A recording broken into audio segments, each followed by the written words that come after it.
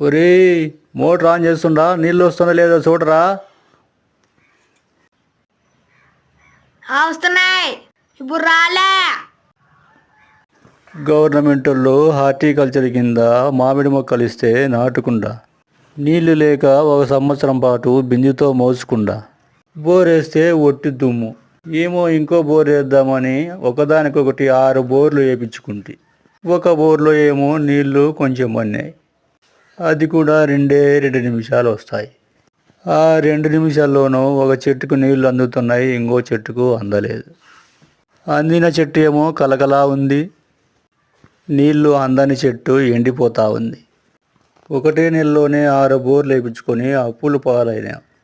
ఈ ఎండల కాలంలో ఈ చెట్లను ఎట్లా కాపాడుకోవాలో ఏమో అర్థం.